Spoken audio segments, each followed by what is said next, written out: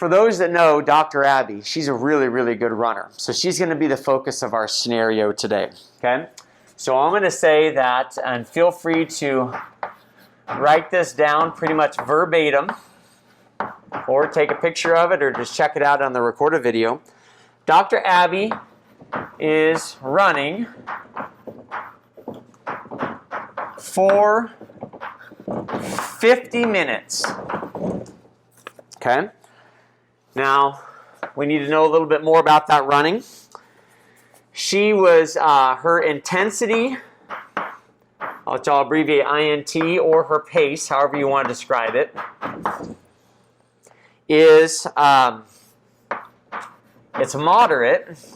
But remember, I've mentioned that sometimes people could say moderate is like around lactate threshold or below lactate threshold. Sometimes it could be above, right? So you always got to look for the context. In this case, she is actually above lactate threshold, right? So she begins, see, at that pace. So I'm going to say that that's how it felt at the beginning. Okay? Now I'm going to do a little subpoint here, and I'm going to say that this progressively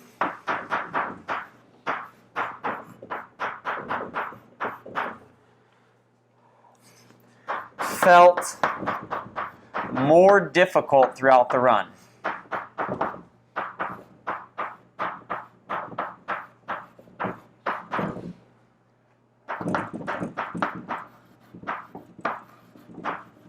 So it initially felt moderate, but now it's starting to feel harder, basically. Okay? And, whoops, oh, dang. Even though it was feeling harder, she maintained her pace the entire time. This is a really important piece.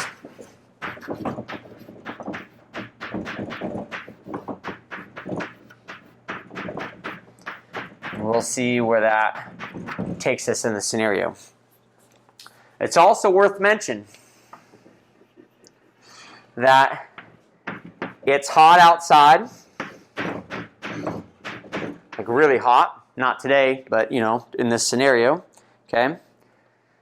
She's sweating a lot.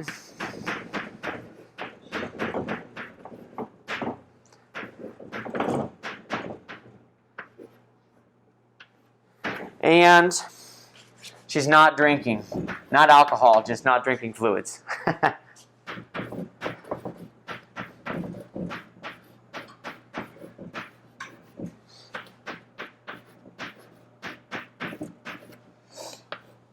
All right, so Dr. Abbey is running for 50 minutes. Her intensity or pace is what we would describe as moderate, but in this case, we're saying that's above lactate threshold. I guess I should underline that. And because it's above lactate threshold, she's now starting to feel like it's a more difficult pace to manage the entire run. However, she did maintain her pace the entire time. Okay? And we've got some environmental stuff going on that we haven't had in our previous situations, right? Usually people have been cool, they've been well hydrated, and they haven't been sweating much. Okay? This is the complete opposite of that. So you can see we've got two new layers here, right? There seems to be a fatigue thing, and there seems to be an environmental thing, okay? So I'm going to kick this up, and let's see how this manifests. So remember that onset is still our first few seconds.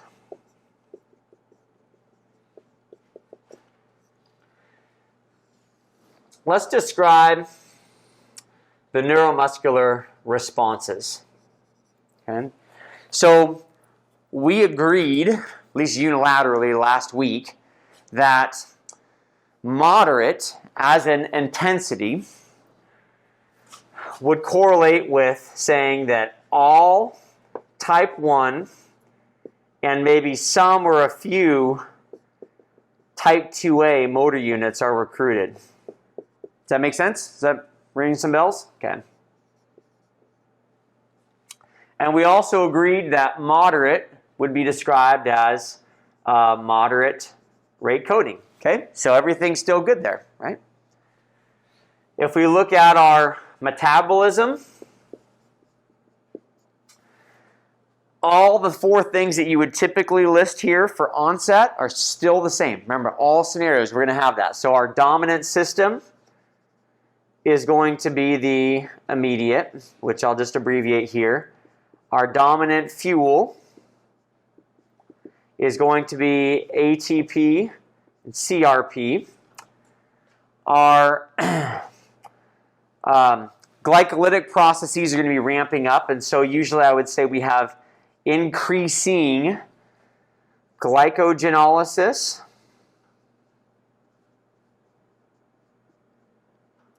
and glycolysis. Okay. And we also are using stored oxygen on our myoglobin. So I'm just going to put use stored O2 on MB for increasing, that's my up arrow, mitochondrial respiration.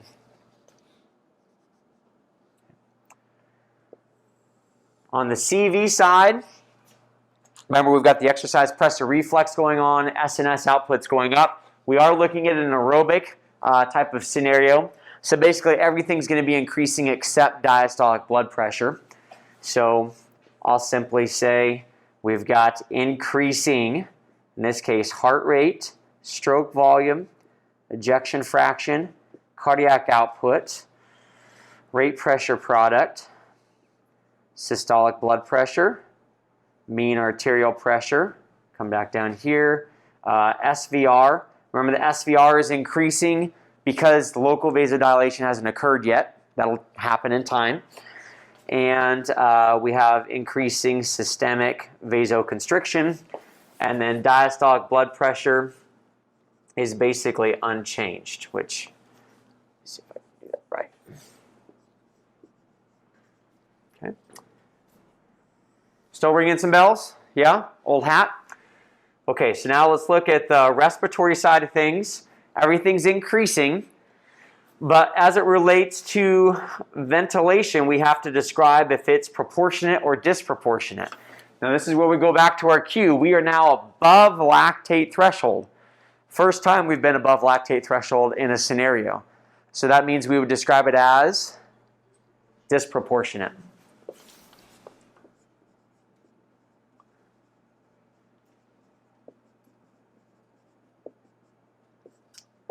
And then the tidal volume, the breathing frequency, and the bronchiodilation, those are all just increasing. Okay? So pretty standard fare. We haven't really done anything new here except for this disproportionate, and our intensity is what changed that. Now let's get into the good stuff. Okay? Let's talk about what's happening during her run. So this is a 50-minute run. Let's check in on her at about 48 minutes. So she's almost done, right? And it's worth mentioning, she began at an intensity that's just above lactate threshold. So at lactate threshold, how long should you be able to run? How long should she be able to run? About 1 hour, right? She was trying to do 50 minutes. So you could be inferring, if she's above lactate threshold, she's pretty close to having that time bomb go off, right? And experiencing massive fatigue. So if we're checking in at 48 minutes, she's done, right? There's no wonder why she's feeling like it's getting harder, right? So what that means then is we have to think back to the Clark Ninja experiment in one of those first labs in neuromuscular physiology. Recall that when we were talking about increasing force output, the neuromuscular recruitment strategies were you add more motor units, you use larger motor units, you increase your rate coding, right? But in the case of the Clark Ninja experiment, he held a weight, and it was a fatiguing thing. So he wasn't trying to change his force output, he was trying to maintain his force output for a long duration. And as the type 1 fibers fatigued, he started to add more. And then eventually he started adding type 2As and type 2Xs, right, as there was progressive fatigue. So his force output was maintained, but he was still going through that same progression of neuromuscular recruitment strategies, adding more, using larger, faster rate coding. Does that make sense? So now let's segue that back to our scenario here. So she maintained her pace the whole time. The way you should interpret that is that the force output was constant the whole time, just like Clark Ninja holding the weight. But she felt like it was getting more difficult to maintain that force output. Just like Clark Ninja had a really hard time holding that weight. It felt harder near the end, right? You can all appreciate that if you've ever done a wall sit or tried to hang on a bar for time, right? So what that means is she's likely recruiting more motor units here than she was there, right? And she's probably had to speed up rate coding. So in this situation, let's just say that the intensity during is now high. Okay? Instead of moderate, let's call it high. And let's agree on some language as it relates to neuromuscular recruitment. Let's agree on some language for high intensity. Okay?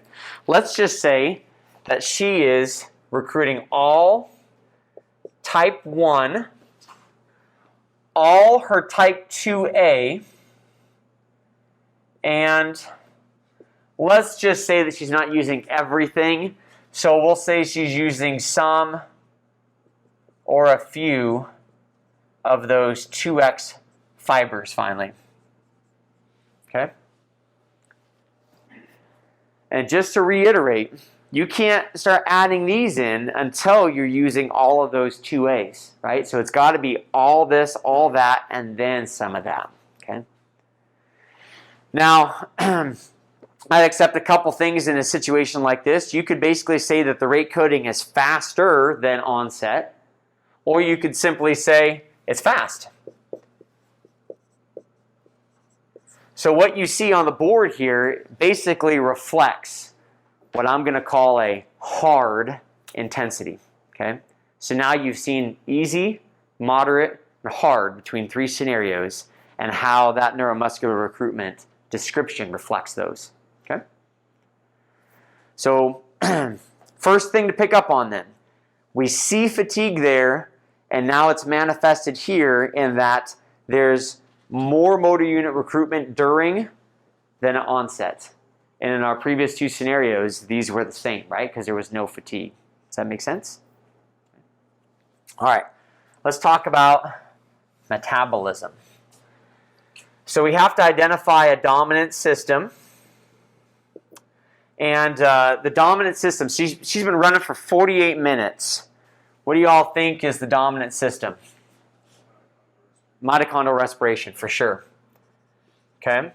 So if we know the dominant system, we can probably identify a dominant fuel.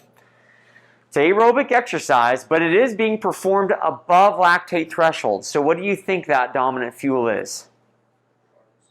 It's carbs, right? Because at lactate threshold, typically RER is going to be about 1.0.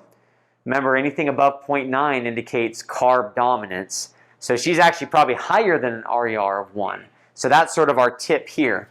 So you could list this as carbs, you could abbreviate it as CHOs, you could say glucose, G6P, glycogen. I'd count all of those, right? Because it's all carbohydrate stuff. Now, in this case, carbs are the dominant fuel, but I do like to make the point that we're pulling a lot of this carbohydrate fuel from glycogen, and in order to try and stave off a rapid depletion of glycogen, we'll create glycogen at the same time. So in the previous 2 scenarios we discussed, the point was elevated but stable glycogenesis and glycogenolysis, right? You were adding to your glycogen while you're pulling from the glycogen, and that was elevated but stable. In this case, because of fatigue, her carbohydrate metabolism is not going to be stable. She's going to become increasingly reliant on anaerobic energy. And as a result, We're going to use a new shorthand. This is from the video and the beginning of your Ninja notes. It's going to be EB with an up arrow. This means elevated but increasing. And then we're going to say glycogenesis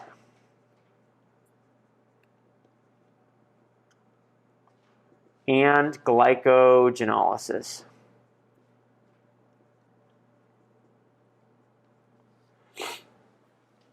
So as she is getting closer and closer to that time bomb exploding, she's using more and more carbohydrate energy. And we saw that, well, you saw that in the lactate VO2 max episode. You know, as I got closer and closer to fatigue, RER kept getting higher and higher and higher, right? Indicating that you're using more and more carbohydrates. That's why we've got elevated compared to this, but it's continuing to go up, okay? The last thing that's worth mentioning is the lactate proton situation. Before, when people were exercising below lactate threshold, the point I wanted you to focus on was that you're shuttling this stuff out of the muscles. At this point, Dr. Abbey is still definitely shuttling it out of the muscles as fast as she can, but it's not fast enough. So there's going to be some accumulation in the muscles, and that's what I want you to focus on. So we'll say that there's lactate and proton accumulation in muscles. So that's a little bit different than what you've covered before. All right, any questions on this before I keep going? All right, let's look at the CV stuff. Now, in order to do the CV stuff, we need to talk through that third special consideration in your Ninja notes. So just for reference, if you've got your Ninja notes, you might want to go back to this. So you're going to go to the scenario-based content section, and then in that you're going to go to the during exercise responses. Subsection under that is cardiovascular system. Subsection under that is special considerations. And you'll see it's actually the first of 3 special considerations, but it's the last one I've taught. And what it basically says is that CV drift results in an increasing heart rate due to fluid losses over time. So let me show you visually what that means. Let me adjust the camera to make sure that this is good. Okay.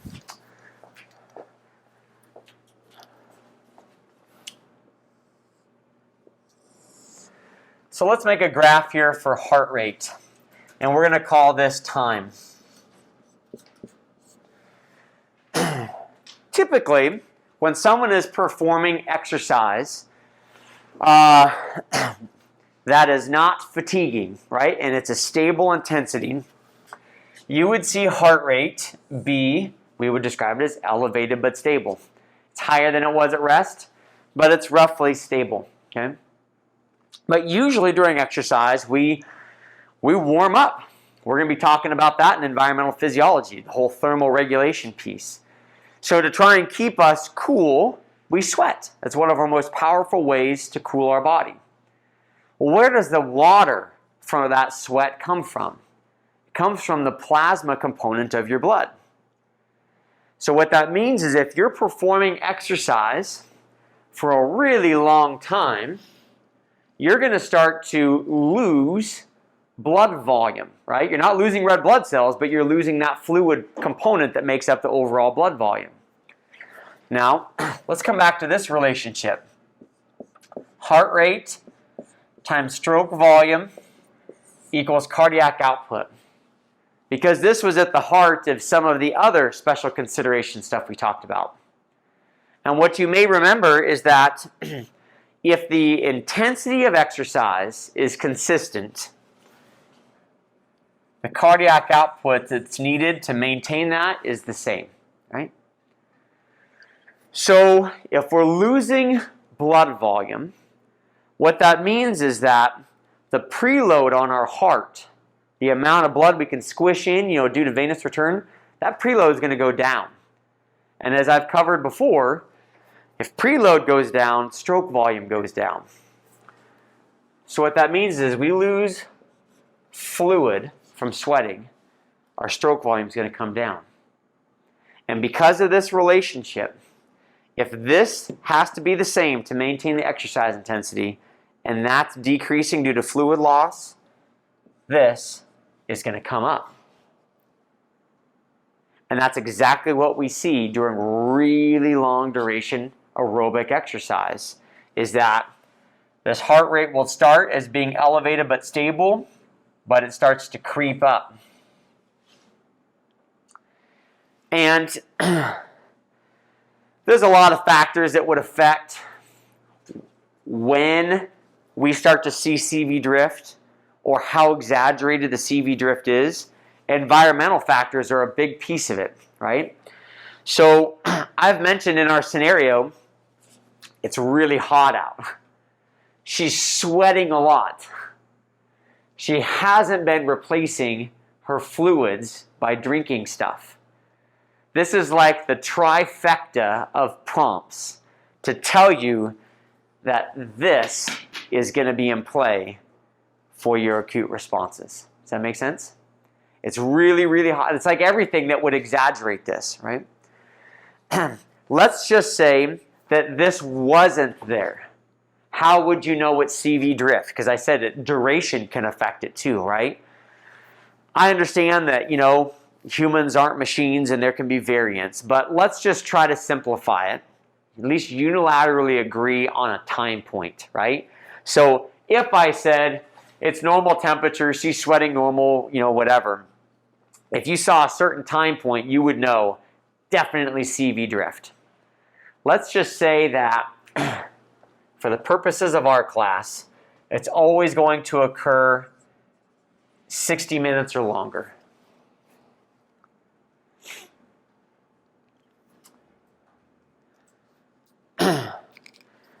And again, I want to provide the context. That's if there isn't environmental stuff. So in this situation, she's doing a 50-minute run. It's pretty close to 60. And there's all this going on. CV drift's occurring. Does that make sense? But if this wasn't occurring, I probably wouldn't want you to call it a CV drift scenario because it's not hitting that mark, right? So this 60 minutes puts you in the ballpark, right? But this may or may not be necessary to help validate that. Does that make sense? So we're going to say that CV drift is occurring in her situation. Now, to try and articulate what's going on here with heart rate and stroke volume and cardiac output, what I want you to do is basically create a lot of bullet points. I'm going to need some more space here, so I'm going to actually move this line down. Let's start with what's elevated but stable, okay? So I'm going to use my up arrow and my BS to say elevated but stable. We know cardiac output is because the exercise intensity has been consistent the whole time. Like the pace, the absolute intensity has been the same. But we also know that heart rate is elevated from what it was, but it's now going up. So this is where we're going to use the same term that we use for the glycogenesis stuff. We're going to say that elevated but increasing heart rate. And we know that stroke volume is higher than it was, so it's elevated, but it's now decreasing. So we're going to call that elevated but decreasing. And that should help us map out these three things right there. Hanging in there with me? Right. Now, there are some other heart-based parameters. There's ejection fraction and rate pressure product, right? Ejection fraction is basically just like stroke volume. So if this is elevated but decreasing, so is ejection fraction. So I'm going to add that to that list. And rate pressure product gives us an idea of how hard the heart is working. If heart rate's going up, rate pressure product is definitely going up. So I'm going to add that to that list as well. Okay. So what you can see right here, this is a reflection of that CV drift layer. It's a new layer. Okay. Now there are some other CV responses, right? There's the blood pressure stuff, systolic and diastolic blood pressure, mean arterial pressure, SVR. One could probably make an argument that if you're losing fluid volume, the blood pressure might go up or it might go down, maybe it stays the same. There's really so many variables, it's difficult to predict for a given person. So for simplicity, for these, I want you to completely disconnect blood pressure or vessel-based parameters from the CV drift concept. So you're going to describe the vessel-based responses the same as you typically would for aerobic exercise that's at a consistent intensity. So what that means is we would still have elevated but stable systolic blood pressure, mean arterial pressure, and systemic vasoconstriction. There's going to be no change in diastolic blood pressure. And there's going to be a decreased but stable SVR.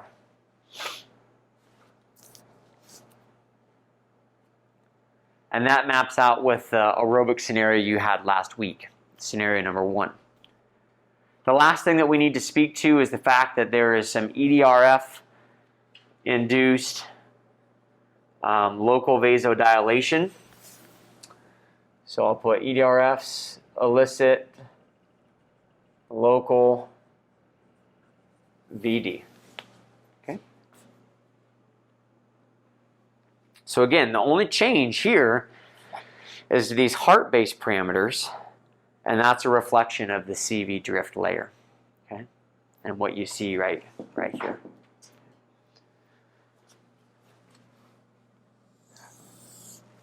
The respiratory side, we have a little bit of a breakdown as well. This, however, is due to the fact that there is a fatigue element. Remember that when you're above lactate threshold, you start to breathe harder. That's why the talk test works, okay? And as you fatigue more and more, you're going to breathe harder and harder, okay? As there's more lactate and protons built up in those muscles, which we've reflected right here.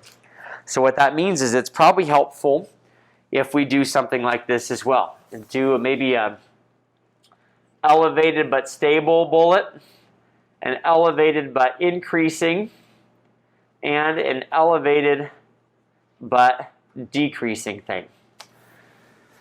So let's look at ventilation first. Ventilation is going to continue to increase because of the fatigue thing. You're going to breathe harder and harder the closer you are to that metabolic time bomb going off. And whereas before, when there wasn't fatigue, we described that as elevated but stable, now we're going to describe ventilation as elevated but increasing. So I'm going to put it in this list right here. What I also want to point out is that when we described ventilation initially, it was increasing, so we had to choose, is it proportionate or disproportionate? It is increasing right now, right? It's elevated, but it's continuing to go up. So we have to describe, is that a proportionate or disproportionate increase? And in this case, we know it's disproportionate because it's above lactate threshold, okay? So we'll put that part right there.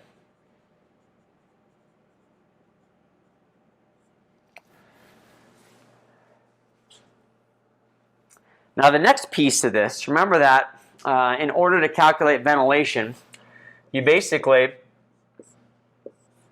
are multiplying breathing frequency and tidal volume. The amount of breaths you take, number of breaths you take, or the size of every breath. During longer duration, well, let me say it differently. Whenever you see ventilation that is elevated but increasing, the way that that typically increases is breathing frequency. So if you look in your ninja notes in the respiratory section for during exercise, you'll see some bullets that says, let's see where I can find it. There's a note that says during exercise, ventilation is primarily influenced or driven by F, okay, breathing frequency. So in order to get this ventilation to be elevated but increasing, Dr. Abbey is taking more breaths, okay? She's changing her breathing pattern. So what that means is this is going up. But oftentimes when someone starts to change their breathing pattern by doing something that's more rapid than normal, this starts to come down a little bit. And so we need to reflect that then in this. So what we'll say is that ventilation is increasing, or I'm sorry, elevated but increasing, and so is breathing frequency. But at the same time, tidal volume's coming down, so we're going to describe that as elevated but decreasing. So that gives us 1, 2, 3 respiratory responses. There's usually 4, which means we need to talk about our bronchiodilation. And it's probably fair to say that that's just elevated but stable. So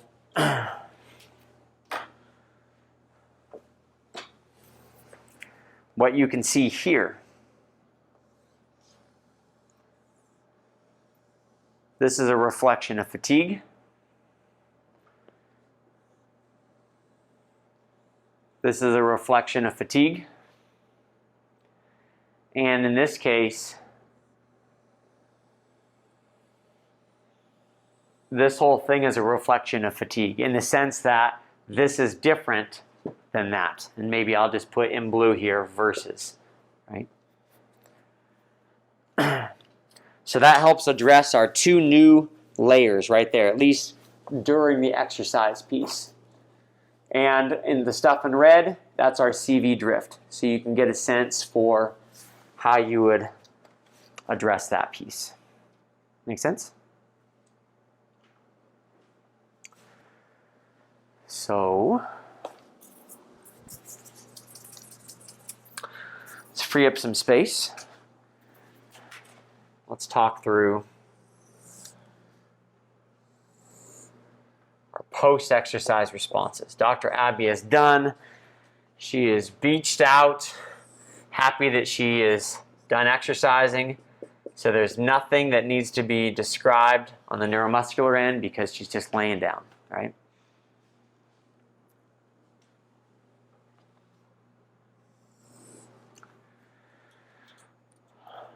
The metabolism post-exercise responses, like our onset responses, are always going to be the same. And that is basically that mitochondrial respiration is decreased compared to exercise, but it's increased compared to rest. So, in other words, this is epoch. There's also a replenishment of carbohydrates that needs to occur. So I typically say there's increased or increasing gluconeogenesis.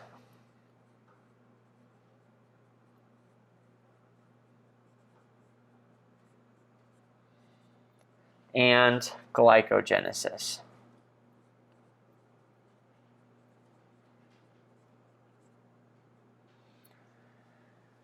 And the last thing that's worth mentioning, because she is accumulating a lot of lactate and protons in those muscles, we got to get rid of that. So you're going to say there's excess lactate and protons shuttled out of muscles.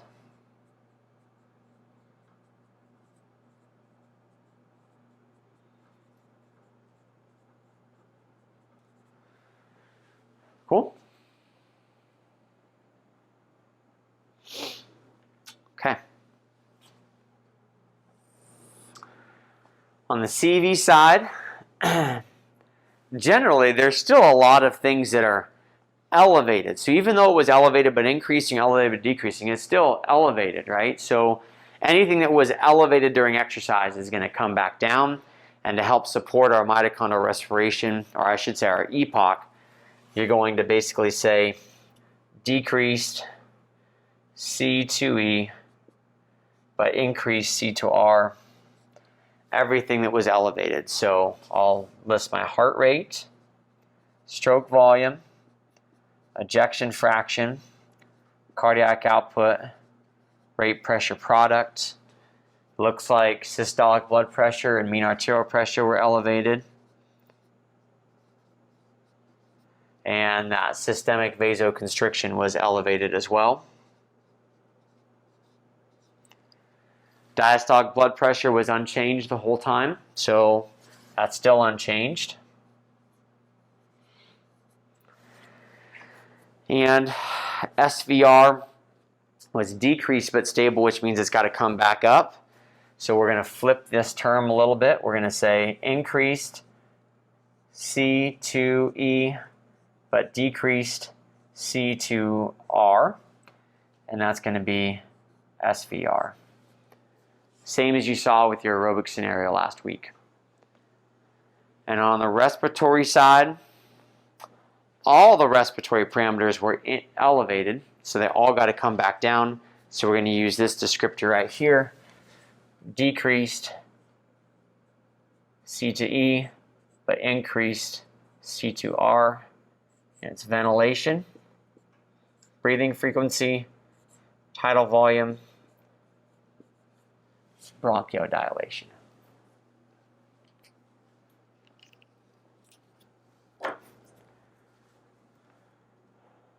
Whew, whirlwind.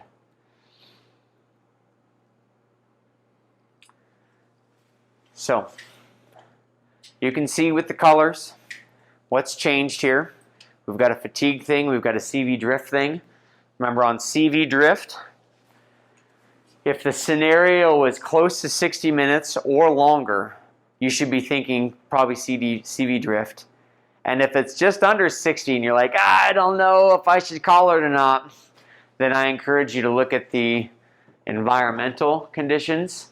I'll typically try to make it very obvious in the scenario, like the context I'll provide, so that you know it's a CV drift thing. I don't want to provide one where you're like, gosh, I'm not entirely sure. Like, if I didn't have this, I would say it's like 3 hours. I mean, it's like so far past this mark, it's just obvious, right? And if it's, in this case, close, I'm definitely going to add that in.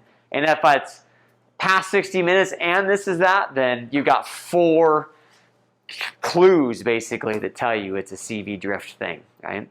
On the fatigue, usually the big thing that you're picking up on is anytime something's above lactate threshold, you should be thinking, all right, the fuse has been lit. When's the fatigue going to occur? And then you're looking for other contexts. You know, is it feeling harder? You know, something like that. You know, maybe force output's declining. You know, any of the things that we would tie to fatigue, you're looking for that in the scenario. And when you see that, then you know neuromuscular should be changing, and there's some things that are like elevated but increasing. Cool? All right. So, what questions do you have for me based on this scenario I've just presented? Zoom, this goes for you as well. Abby Jo. So for the during exercise for the neuromuscular, like for treatment, I get like, it makes sense with like fatigue. Is it mainly because of fatigue, or is it because it's also like hard? Yeah, so there's a difference between absolute and relative or perceived exercise intensity. absolute intensity, if we were looking at like a bike, I've used watts as an example, that's an absolute measure of exercise intensity. You could ride at 100 watts, you know, for a long time, and maybe it feels easier, but near the end you start to feel or experience fatigue, and that 100 watts begins to feel hard. That's where we get into relative or perceived intensity. In this case, if you look at her her pace, it was consistent the whole time. So we know that the absolute intensity is unchanged. But she's talking about how it feels more difficult. So the perceived intensity is going up. So whereas before it was moderate, to her now it feels hard. So what you can see here is that this terminology reflects what I want to call hard, whether there's fatigue or not. I'd say the more important thing as it relates to fatigue is that this is higher than that. Does that make sense? Yeah. It's a good question. Thanks for making that. Other questions?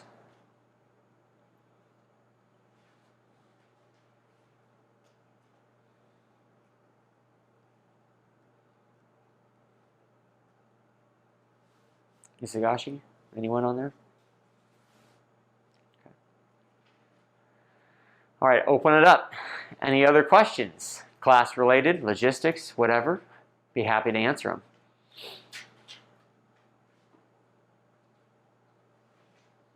Yeah. Can you go over CV drift again with CV during? Sure. So the question is just basically go over CV drift again, okay? And you know what we're basically looking at, the basic principle is that when you're doing long duration exercise, due to fluid losses from sweating, preload and stroke volume are going to come down. And if the exercise intensity is consistent, cardiac output would be unchanged. So what that means is if that's going down, heart rate has to come up to compensate to keep this the same. So from an acute responses perspective, we would expect during that long duration exercise to start seeing heart rate start to drift upwards. And there can be different things that would dictate when it occurs or how exaggerated it is. Time is definitely one of them. So the mark I want you to typically shoot for is if the scenario is close to 60 minutes, you should be at least thinking, okay, maybe CV drift. If it's past 60 minutes, definitely. But if it's just under, like we have in this current scenario, I want you to be thinking maybe, right? The other things that can affect CV drift would be environmental. In this case, if it's hot and you're sweating a lot and you're not drinking fluids, I'll usually give you all three because I want it to be just in your face. CV drift. So usually if I'm going to do that, just to make it simple, I'm also going to put the time pretty close to 60 minutes. So when you were thinking, maybe CV drift, now when you see this, you're like, I know it's CV drift. So what we want to be able to do, if we are deciding it's a CV drift thing, is you want to be able to reflect what's going on with this heart rate, stroke volume, cardiac output relationship. So you're saying that cardiac output is elevated but stable, which it is, and that's typical for aerobic exercise. But the heart rate itself is actually continuing to increase. It's elevated but increasing, so we've got that listed here. The stroke volume, on the other hand, is elevated but starting to decrease because of the fluid losses. So that's elevated but decreasing. And ejection fraction is enough like stroke volume that if that's elevated but decreasing, ejection fraction will be as well. And rate pressure product gives us an idea of how hard the heart is working. So if heart rate's elevated but increasing, rate pressure product will be as well. So collectively, these five marked out in red would be how you would describe CV drift from an acute responses context. Hopefully that helps.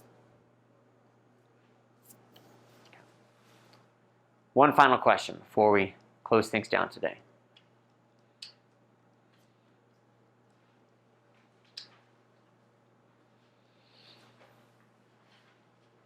Or not. During lab, we're just going to go over the episode notes. Yeah, you're talking about fatigue physiology? Yes, yes. So in lab this week, the last little chunk of your ninja notes are on episode 2, fatigue physiology, and it's largely broken into mechanisms of fatigue and durations of fatigue. And to apply that information, really it's helpful to use a lot of scenarios where you'll look at something like this, and I could say, what's the most, like right now, what you're doing is you're describing the acute responses for fatigue. What this section of the note says, it tells us why is fatigue occurring. And so that's what the video will, I've attempted to lay out for you.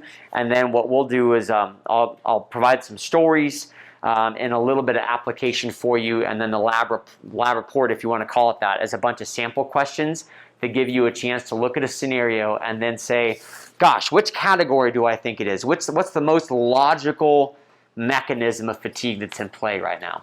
So that's what we'll do. Cool. All right, that's it. Thank you, everyone. Have a great morning, great day. See y'all on the flippity flip, whatever that means.